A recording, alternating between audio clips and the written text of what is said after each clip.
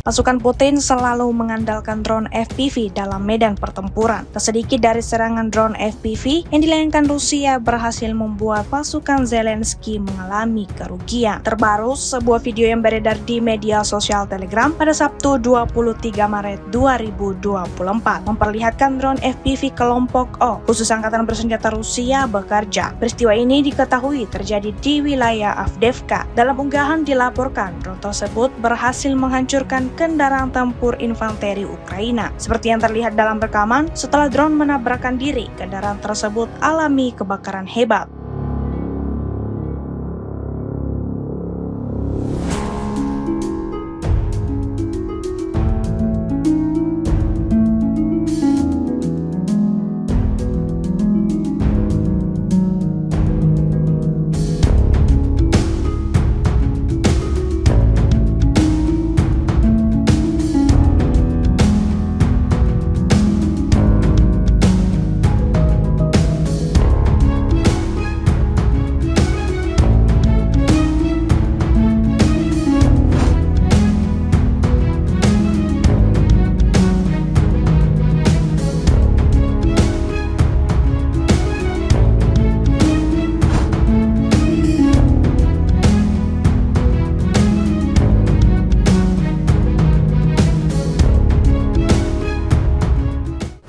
Download Tribun X sekarang, menghadirkan lokal menjadi Indonesia.